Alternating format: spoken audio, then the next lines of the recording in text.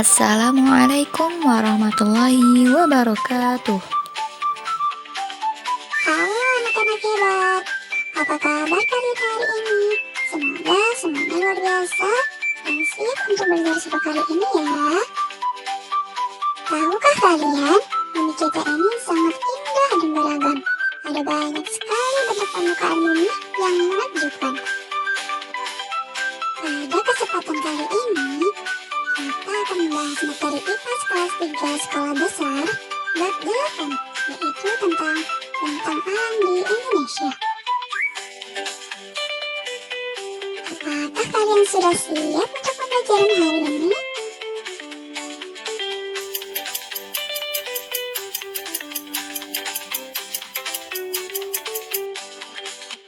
Sebelum kita masuk ke materinya, kita lihat dulu apa saja yang akan kita pelajari hari ini.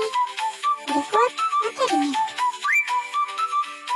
Kita masuk yuk ke materi pertama, yaitu ragam bentang alam di Indonesia. Sebelum kita mempelajarinya, kita harus tahu dulu apa itu bentang alam. Bentang alam adalah hamparan alam dengan aneka ragam bentuk permukaan bumi. Terdapat dua jenis bentang alam, yaitu daratan dan perairan. Contoh dari bentang alam daratan yaitu gunung, ladang atau kebun, sawah. Selain itu, ada juga lembah, hutan, dan juga pantai. Sedangkan bentang alam perairan, contohnya adalah sungai, rawa, lalu ada juga danau dan laut. Untuk bentang alam daratan itu dibagi menjadi dua, yaitu dataran tinggi dan rendah. Untuk menentukan suatu dataran, termasuk dataran tinggi atau rendah, bisa diukur ketinggiannya dari permukaan laut. Nah, untuk dataran tinggi selalu menarik perhatian karena udaranya sejuk dan hasil pertaniannya sangat khas. Dataran tinggi di Indonesia banyak terdapat di dekat pegunungan, misalnya di Dieng, Gayo Karo, dan Toraja. Dataran ini biasanya subur sehingga padat penduduknya. Sedangkan untuk dataran rendah, ciri-cirinya adalah banyak terdapat di daerah pesisir. Nah, dataran rendah menyediakan tempat bagi manusia untuk bertani dan bertempat tinggal di Indonesia. Dataran rendah terdapat di timur Sumatera, pantai utara Jawa, pantai selatan Kalimantan, Papua, bagian barat dan selatan, serta daerah hilir sungai-sungai besar. Selanjutnya, kita masuk yuk ke materi adaptasi kita di daerah dengan bentang alam yang berbeda. Sebelum itu, kita tahu dulu yuk apa itu adaptasi. Adaptasi artinya penyesuaian diri setiap makhluk hidup terhadap suatu keadaan. Setiap makhluk hidup yang berada di permukaan bumi akan selalu beradaptasi dengan lingkungan sebagai salah satu strategi bagi setiap makhluk hidup untuk tetap bertahan hidup. Berikut adalah dua contoh dari kondisi lingkungan di mana manusia bisa beradaptasi. Yang pertama, contohnya ada di Gunung Jaya Wijaya yang ada di Papua sana.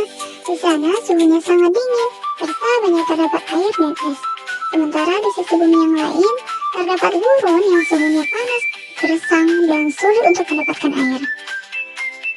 Jika manusia tidak bisa beradaptasi dengan perbedaan kondisi lingkungan, maka manusia akan mengalami kesulitan. Oleh karena itu, manusia harus bisa beradaptasi dengan lingkungan dengan cara melakukan perubahan pada lingkungan agar sesuai dengan kebutuhannya. Berikut adalah cara manusia beradaptasi. Yang pertama, contohnya adalah pada saat berada di dataran tinggi, maka manusia menggunakan jaket tebal untuk menghangatkan tubuh. Contoh adaptasi yang kedua, yaitu penduduk di kawasan rawan banjir membuat bangunan yang lebih tinggi dari daratan atau dibuat bertingkat. Selanjutnya, cara manusia beradaptasi yaitu rumah penduduk yang berada di daerah rawan gempa diupayakan menggunakan struktur bangunan yang tahan gempa dan tidak mudah retak. Selanjutnya, kita masuk ke materi terakhir, yaitu pengaruh bentang alam. Dengan keberagaman budaya dengan kondisi bentang alam Indonesia yang berbeda-beda dari Sabang sampai Merauke, tentu saja mempengaruhi keberagaman budaya. Menurut para ilmuwan, tempat tinggal itu dapat mempengaruhi kebiasaan di suatu masyarakat. Sekarang, kita lihat yuk bentuk-bentuk rumah adat yang dipengaruhi oleh bentang alam. Rumah adat pertama yaitu rumah adat baru Niang di wilayah Pulau Flores. Ciri-cirinya adalah atapnya berbentuk kerucut tinggi dan terbuat dari daun lontar. Fungsinya untuk mengalirkan air hujan dan menahan udara hangat keluar dari bangunan. Contoh rumah adat yang dipengaruhi oleh bentang alam yang kedua adalah rumah adat Hanai dari Papua. Ciri-cirinya adalah dinding rumahnya tidak memiliki jendela.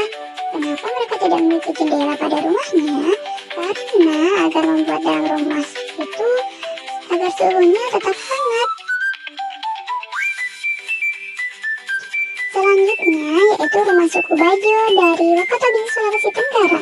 Karena penduduknya bermata pencaharian sebagai nelayan, maka rumah mereka berupa rumah panggung yang terapung agar memudahkan mereka untuk berangkat ke tempat bekerja mereka, yaitu di lautan.